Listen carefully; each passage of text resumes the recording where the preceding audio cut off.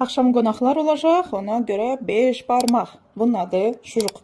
At ətindən kolbasası deyirlər. Atırıq onu. Burada ət, tuzlanmış, istotlanmış və sarımsaq. Onu yuyuruq. 2 dənə də bu kusokdur. Bunun adı qazı. Qavrğaların üstündə ət. İndi ət pişibdi. Ətin suyu aşçılarından nədir o? Keçirdirik. Olacaq tuzluq. Nə? Hərfini. Onu indi turğayacaq. Şuruq da pişdi. Bu da qazı.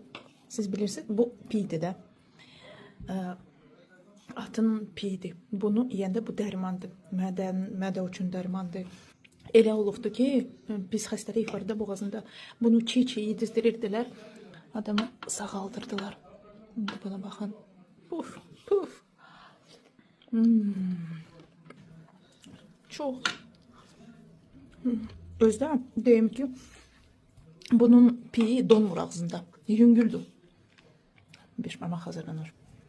Ay, növbəti mərhələ. Şuruqa baxın. Ya da kolbasa. Ой, так. Куда-то тарелочку делать. Ну ладно, с краю буду ложить. А мне, mağan.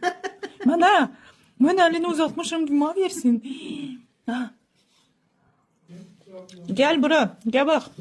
Ой, сломался. Горячий рука. Sen can. Bunun dadına bak. İndi bunun dadına bak. İndi bunu. Kuyruk değil, atın kuyruğu olmur. Вот это вот. Millet bilmir. Bunun adı karta. Evet, karın. Karın, atın karnını. Karta kat по-русски. Po-русски neydi o?